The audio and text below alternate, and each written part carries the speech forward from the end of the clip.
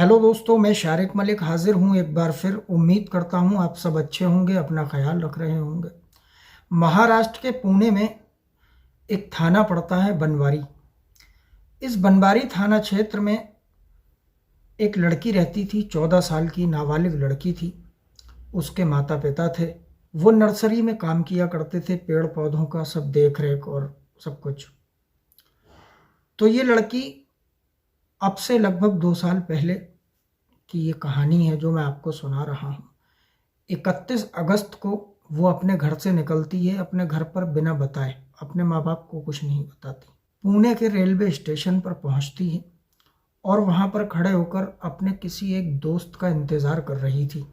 उसके एक दोस्त को वहां पर आना था जिससे उससे मिलने की बात हुई थी, लेकिन उसका दोस्त वहां नहीं पहुंच पाता।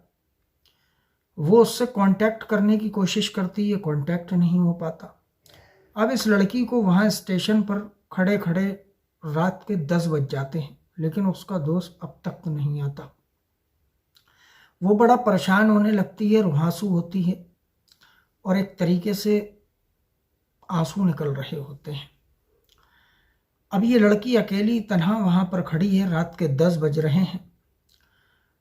तो एक ऑटो वाले की नज़र इस लड़की के ऊपर पड़ती है। वो देखता है एक नौजवान लड़की स्टेशन पर खड़ी है और इसकी आंखों में आंसू हैं। वो पास आता है। उसकी उम्र लगभग 30 साल थी। वो ऑटो वाला उस लड़की के पास आता है और कहता है, आप परेशान लग रही हैं, किसी परेशानी में हो, अगर कोई दिक्कत है तो मुझे बताइए, शायद मैं आपकी कुछ मदद कर सकूं। तो वो लड़की के आंसू जो थे वो और छलक आते हैं। उसको लगता है शायद ये कोई अच्छा इंसान है और इसीलिए पूछ रहा है। तो वो बताती है, मैं घर से अपने माँ बाप को बिना बताए अपने दोस्त से यहाँ मिलने आई थी। मेरा दोस्त यहाँ मुझसे मिलने आने वाला था, लेकिन वो अब तक नहीं आया। रात के 10 बज चुके हैं। अब वो ये बात सुनता है तो कहता है, चलो मैं देखता हूँ, शायद कहीं हो, इधर उधर हो। और वो वहाँ से चला जाता है। लड़की यहाँ पर अकेली खड़ी होती है। अब ये बाहर जाता है, मतलब आसपास कहीं जाता है, और लगभग 8-10 मिनट के बाद ये वापस आता है। इसके हाथ में एक पानी की बोतल होती है और ये कहता है, सुनो, आप जिस लड़के को ढूंढ रही हैं, जो दोस्त आपका था, वो यहाँ नहीं, बाहर खड़ा है। अंदर इसलिए नहीं आ रहा है आपके पास क्योंकि वो शर्मिंदा है, वो लेट हो गया, आपसे कांटेक्ट नहीं हो पाया। तो इस बात से शर्मिंदा होकर वो बाहर खड़ा है। आप मेरे साथ चलो, मैं उसके पास आपको लेकर चलता हूँ। तो उसको लगता है शायद ये ठीक कह रहा है, सच कह रहा है। पानी उसके हाथ में होता है। वो बोलता है, पहले आप पानी पी लो, फिर बाहर चलना। लड़की थोड़ी सी खुश होती है कि शायद ये सच कह रहा है, मेरा दोस्त बाहर खड़ा है। उसका ध्यान ऐसा कुछ नहीं था कि अभी कुछ ही पल में क्या होने वाला है, उसको ये बात नहीं मालूम थी। इसके बाद वो पानी ऑफर करता है। वो पानी पी लेती है नादानी में। उसको ये नहीं पता था कि इस पानी को पीने के बाद क्या होगा। उस पानी में उस ऑटो वाले ने कुछ नशीले पदार्थ मिला दिए थे, कुछ नशीली दवाई थी उसमें। लड़की वो पानी पी लेती है क्योंकि कब से वो खड़ी थी, पानी वानी पता नहीं पिया था नहीं था, भूखी थी। तो वो पानी पीती है और ठीक से स्टेशन के बाहर भी नहीं निकल पाती और उसको नशा होने लगता है। और उसके जहाँ पर ऑटो खड़ा था, वहाँ ऑटो तक आते आते वो गिरने ही वाली थी। इससे पहले वो उस लड़की को पकड़ता है और ऑटो में लिटा लेता है, डाल देता है, और इसके बाद वहाँ से ऑटो लेके निकल जाता है। अब लड़की इधर नशे में बेहोश हो गई। अब वो उसे एक जंगल में ले जाता है, स्टेशन से कुछ दूर। और जंगल में ले जाने के बाद नशे की हालत में वो लड़की होती है, बेहोश होती है, उसको कुछ होश नहीं होता। उसके वो कपड़े उतारता है और उसके साथ रेप करता है। एक नाबालिग 14 साल की लड़की के साथ एक 30 साल का हैवान उसके साथ रेप करता है और लगभग ये 2 घंटे उसको अपने पास रखता है और इन 2 घंटों में कई बार इसके साथ रेप करता है। इसके बाद वो उस लड़की को उठाता है, ऑटो में लेटालता है और एक लॉज में लेकर चला जाता है। एक छोटा सा होटल था, उस होटल में लेकर जाता है। एक कमरे में उस लड़की को रखा जाता है। वहाँ पर पहले से ही 8-10 लड़के मौजूद थे। शायद इसने कॉल करके क्या किस तरीके से क्या प्लानिंग की थी, वहाँ पर लड़के मौजूद थे। अब इस लड़की को ले जाते हैं। इसके फिर वही काम शुरू, इसके कपड़े उतारे जाते हैं। उसके जिस्म पर एक कपड़ा भी नहीं बचता।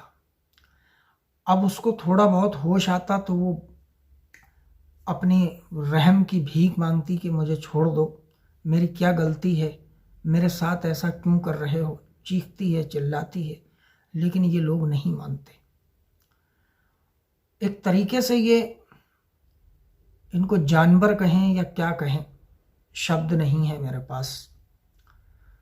और उसके ऊपर ये एक एक करके टूट पड़ते हैं। एक के बाद एक रेप करता, बारी बारी से ये लोग उसका रेप करते।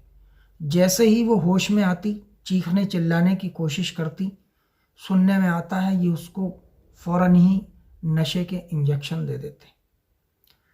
अब ये इसको पूरी रात वहाँ पर रखते हैं और पूरी रात ये सिलसिला चलता है। इसके बाद दिन निकल आता है। लड़की भूखी प्यासी है, उसको ये लोग पानी तक नहीं दे रहे थे। वो भूखी थी, उसको खाना तक नहीं दे रहे थे और वही गलत काम करे जा रहे थे। और उसकी उम्र सिर्फ 14 साल और ये हैवान 10-12 लोग। दिन निकल आता है। दिन निकलने के बाद भी ये लोग अपना यही गंदा खेल स्टार्ट रखते हैं। लड़की गिड़गिड़ाती है, होश आता है, अपने रहम की भीख मांगती है कि मुझे छोड़ दो, लेकिन ये लोग बारी बारी से रेप करते रहते हैं। इसके बाद उन जो लड़के थे, उन सब में से एक लड़के को इसके ऊपर रहम आ जाता है। इसकी सूरत देखता है, आंखों में आंखें डालकर जब वो देखता है तो देखता है कि शायद बहुत ही गलत हो रहा है। इसके बाद वो उस लड़की को मौका देखकर वहाँ से निकालता है चुपचाप और वो मुंबई के दादर रेलवे स्टेशन पर उसको छोड़ आता है। अब इधर लड़कों को खबर लगी कि लड़की यहाँ से भाग गई। उनको लगा कि लड़की किसी तरीके से यहाँ से निकल गई, हालांकि वो इस हालत में थी नहीं कि ठीक ठाक सही से वो चल भी पाए, क्योंकि दर्द से कराह रही थी, खून रिस रहा था। इसके बाद वो दादर रेलवे स्टेशन पर छोड़ देता है और वहाँ से भाग जाता है। और इधर ये जो 10-12 लोग थे ये भी अब वहाँ से होटल से फरार हो जाते हैं। इसके बाद दादर, अब यहाँ पर एक खेल और देखिए, जब बुरा वक्त आता है तो सब तरफ से बुरा वक्त आता है, हर इंसान बुरा बन जाता है। उस रेलवे स्टेशन पर 2 सफाई कर्मचारियों की नज़र पड़ती है जो रेलवे में ही कर्मचारी थे, और वो देखते हैं एक लड़की ऐसे से खड़ी है, रो रही है। वो उससे पूछते हैं क्या बात है, क्यों परेशान हो। लड़की कुछ बोलती नहीं, क्योंकि वो बड़ी डरी हुई, सहमी हुई थी और उसको एक पुरुष जाति के नाम से भय था, डर था, खौफ ज़दा थी वो एक मर्द को देखकर, क्योंकि उसे हर मर्द उस टाइम शैतान नज़र आ रहा था। और वही हुआ। फिर वो दोनों लोग उस लड़की को एक अलग दूर जगह पर लेकर जाते हैं और वो दोनों भी उसके साथ रेप करते हैं। अब ये 2 लोग और बढ़ गए उसमें। अब अभी तक उन लोगों ने किया, पहले ऑटो वाले ने किया, फिर उसे रूम में रखा, वहाँ 10-12 लोगों ने किया, और फिर 2 ये इन लोगों ने किया। और इसके बाद वो उसको वहीं छोड़ देते हैं और वहाँ से वो भी निकल जाते हैं और एक ट्रेन में बिठाल देते हैं। वो जो ट्रेन थी वो दादर से चलकर चंडीगढ़ जा रही थी और चंडीगढ़ उसका लास्ट स्टॉप था। अब उस ट्रेन में जब बैठा देते हैं तो वो लड़की डरी सहमी हुई एक साइड में सीट के नीचे बैठ जाती है और हज़ारों लोगों की नज़र पड़ती है। कितने मुसाफिर, कितनी सवारियां ट्रेन में आती हैं, ज़रा गौर करें आप। लेकिन किसी की भी इतनी जुर्रत, इतनी हिम्मत, इतनी हमदर्दी नहीं हुई कि उस लड़की से पूछ लें आखिरकार क्या बात है, तुम परेशान हो, क्या बात है, कोई हादसा हुआ है। किसी ने अच्छा नहीं समझा। ये अजीब किस्सा है हमारे लोगों का कि अगर कुछ सामने देखते हैं तो इतनी हिम्मत जहमत नहीं उठाते कि किसी के कुछ दुख दर्द में शामिल हो जाएं या उससे पूछ ही लें कम से कम क्या बात है, पुलिस को ही बता दें, लेकिन नहीं। और इसके बाद वो लड़की ट्रेन चलते चलते चंडीगढ़ पहुंच जाती है। चंडीगढ़ लास्ट स्टॉप था, ट्रेन रुकती है, जीआरपीएफ का एक जवान आता है ट्रेन में। अब उस पुलिस वाले की नज़र उस लड़की के ऊपर पड़ती है और वो देखता है ये क्या। वो उसको देखते ही समझ जाता है कि इसके साथ कुछ ना कुछ गलत हुआ है। वो लड़की के पास जाते हैं और उससे पूछता है कि क्या बात है, तुम परेशान लग रही हो, तुम्हारे साथ कुछ गलत हुआ है। लेकिन वो लड़की एक भय में थी, कांप रही थी, क्योंकि उसको एक मर्द के नाम से, एक पुरुष की जाति से उसको नफरत सी हो गई थी और उसके दिल में एक डर बैठ गया था। वो कुछ बताना नहीं चाहती। तो वो पुलिसकर्मी समझ जाता है और बड़ी मुश्किल तमाम से नीचे उतारता है उसको ट्रेन से, और फ़ौरन ही वो CWC में कॉल करता है, यानी कि चाइल्ड वेलफेयर कमेटी में। वहाँ एक लेडीज़ अधिकारी होती हैं, वो फ़ोन पर बात करती हैं, वो पूरी जानकारी उनको देता है। फ़ौरन ही वो मौके पर पहुँच जाती हैं। जब वो देखती हैं तो वो भी समझ जाती हैं कि कुछ ना कुछ गलत हुआ है। फ़ौरन ही उसको पानी पिलाया जाता है, खाना खिलाया जाता है। पूरी जो टीम थी वो गर्ल्स की टीम, लेडीज़ की टीम को बुलाया गया, क्योंकि वो पुरुष को देखते ही अजीब सा मतलब घबरा रही थी बहुत। तो वो एक माँ की तरह उससे दुलार प्यार दिखाती हैं, अपने हाथ से खाना खिलाती हैं, पानी पिलाती हैं, बहुत उसको समझाती हैं। तो कहीं जाकर वो लड़की अपना मुंह खोलती है और उनको फिर पूरी आप बीती सुनाती है कि मैं घर से ऐसे ऐसे निकली और मेरे साथ ये हुआ। जब वो ये बात सुनती हैं तो बेशुमार रोती हैं, उनको रोना आ जाता है, वो अपने आंसुओं को रोक नहीं पाती।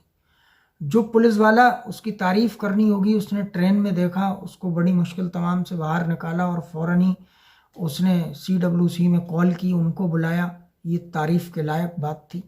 खैर उसका कर्तव्य भी था, लेकिन उसने ये बहुत अच्छा किया। और पास में खड़ा खड़ा वो पुलिस वाला भी रो रहा था, क्योंकि वो भी पूरी दास्तान सुन रहा था। अब ये 14 साल की लड़की और कम से कम 14-15 लोगों ने उसके साथ रेप किया। ये एक रुला देने वाली ही कहानी हुई। इसके बाद चंडीगढ़ की पुलिस फ़ौरन ही पुणे पुलिस से कांटेक्ट करती है। अब पुणे पुलिस को ये पता चलता है और उधर इस लड़की के माता पिता को फिक्र होती है। जब लड़की गायब 24 घंटे से ज़्यादा हो जाते हैं तो वो भी रिपोर्ट लिखाने जाते हैं। तो उधर पुलिस जांच पड़ताल करती है, लेकिन कुछ मिलता नहीं। लेकिन बहुत मेहनत करती है पुलिस, फिर भी कुछ नहीं मिलता। लेकिन जैसे ही पुणे और चंडीगढ़ की पुलिस से कांटेक्ट होता है, तब फिर जांच और तेज़ हो जाती है और इस लड़की को चंडीगढ़ से फ़्लाइट से मुंबई बुलाया जाता है, प्लेन से, और उसे वहाँ पर हॉस्पिटल में एडमिट कराया जाता है, उससे पूछताछ होती है। इसके बाद पुलिस काफ़ी जांच करती है, लेकिन कुछ पता नहीं चलता। इसके बाद पुलिस सारे CCTV फुटेज निकालने की प्लानिंग करती है और कहती है रेलवे स्टेशन के आसपास, रेलवे स्टेशन के और सारी जगह के आसपास के CCTV फुटेज निकालते हैं। तो जिस जगह पर वो ऑटो वाले ने इसको बिठाला था, वहीं पर वो एक कैमरे में वो ऑटो कैद हो जाता है और उसका ऑटो का नंबर मिल जाता है। अब जब इसके बारे में पता चलता है तो पुलिस उसके थ्रू रजिस्ट्रेशन के माध्यम से उस ऑटो के और उस ऑटो वाले तक पहुंच जाती है, उसको उठाती है। उसकी जब पिटाई अच्छे से लगाती है, वो जुर्म कबूलता है। इसके बाद जो होटल में लड़के थे उन सब के नाम वो बताता है, उनको उठाया जाता है। इसके बाद वो लड़की बताती है कि जब मुझे वहाँ एक लड़का स्टेशन पर छोड़ कर आया था तो मेरे साथ 2 कर्मचारियों ने ऐसा किया था। फिर दादर स्टेशन के कैमरे चेक होते हैं, वहाँ वो देखते हैं कि हाँ लड़की को वो 2 लेकर जा रहे हैं शख्स, तो उन 2 को भी उठाया जाता है। इसके बाद इन सब लोगों को उठाया जाता है। लगभग इन 16 लोगों को पुलिस उठाती है और जेल भेजती है। उसके बाद फास्ट कोर्ट में ये मुकदमा चलता है और इन सबको सज़ा होती है। तो दोस्तों ये थी एक अफसोसनाक कहानी, जिसको सुनाते हुए भी बड़ा अजीब लग रहा है। लेकिन मैं सिर्फ आपको क्राइम की अलग अलग स्टोरियां इसीलिए सुनाता रहता हूं ताकि आप सब लोग सतर्क रहें, सावधान रहें, अपना ख्याल रखें। ख़ास तौर से अगर महिलाएं मेरी इस वीडियो में आई हैं और वो वीडियो देख रही हैं, मुझे सुन रही हैं, तो वो अपना ख्याल रखें, कभी भी किसी की बातों में ना आए। अगर कोई हेल्प करने की बात करता हो, आप किसी परेशानी में हो, तो अच्छे से समझ लें, जान लें, और ज़रा सा भी डाउट हो या कुछ भी आपको गलत लगता हो तो फ़ौरन ही 100 नंबर या जो भी पुलिस के नंबर आपके पास हों उनको फ़ौरन कॉल करें और पूरी सूचना दें, ताकि आप सतर्क रहें, सेफ रहें, सही रहें। तो हमारा यही मकसद है, हम किसी को विचलित नहीं करना चाहते, किसी की जो है दुख नहीं पहुंचाना चाहते। हमारा सिर्फ मकसद यही है कि आप लोग सतर्क रहें, सावधान रहें, अपना ख्याल रखें। तो दोस्तों, कल फिर मिलूंगा रात 9 बजे एक किसी नई क्राइम की कहानी के साथ। तब तक के लिए दीजिए मुझे इजाज़त। जय हिंद, जय भारत।